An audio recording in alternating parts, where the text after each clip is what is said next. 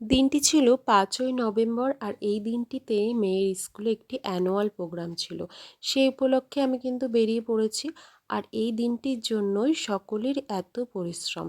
তো এই যে জায়গাটা তোমরা দেখতে পাচ্ছ, এটা হলো একটি সাংস্কৃতিক কেন্দ্র যেখানে বিভিন্ন ধরনের অনুষ্ঠান আয়োজন করা হয়। আর স্কুল থেকে এই জায়গাটাতে অনুষ্ঠানের আয়োজন করা হয়েছিল। আমি কিন্তু এসে মেকআপ রুমে বসে পড়েছিলাম, কারণ দিদিভাইরা স্কুলের বারবার ফোন করছিল আমাকে যে মেকআপ আর্টিস্ট দাদারা রয়েছে তারা কিন্তু চলে যাবে, খুব তাড়া দিচ্ছিল। তো আমি মেয়েকে ফেলে রেখে আমি চলে এসেছিলাম আমার শাশুড়ি মায়ের সঙ্গে, ও পরে আসবে। আর এই যে যাকে তোমরা দেখতে পাচ্ছ, ওর সঙ্গে আমি কিন্তু গ্রুপে আছি, মানে গ্রুপ ডান্সে আছি। তো আমি কিন্তু মেকআপ সেরেই কিন্তু ভেতরে বসে পড়েছি, কারণ ছোট ছোট বাচ্চাদের নৃত্য, নাচ, গান সমস্ত কিছু দেখার জন্য। তার মধ্যে আমার মেয়েরও ডান্স পারফরমেন্স ছিল, তো তোমরা দেখতে পাবে।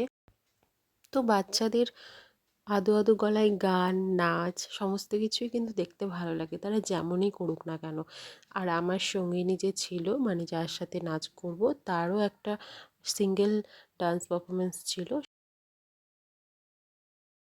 নাচটা কিন্তু আমার এই কারণেই বেশি ভালো লাগে, কারণ নাচ করতে গেলে সুন্দরভাবে সাজা যায় এবং সুন্দর সুন্দর ড্রেস পরা যায়।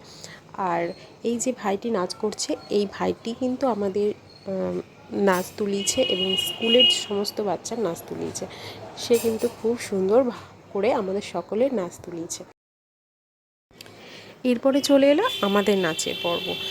আর জানো তো, কোনোদিনও কিন্তু আমি নাচ গান কিছুই শিখিনি পড়াশোনা ছাড়া। আর এইরকমভাবে বিয়ের পর মা হয়ে যাওয়ার পরে নাচ করব কোনোদিনও ভাবতেও পারিনি।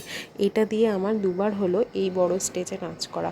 খুবই নার্ভাস ছিলাম, ভীষণই নার্ভাস, কিন্তু কোনোদিনও এত বড় বড় স্টেজে নাচ করিনি। তো যখন স্টেজে উঠি ভীষণই নার্ভাস হয়ে পড়ি, আমার হাত পা গরম হয়ে যায়।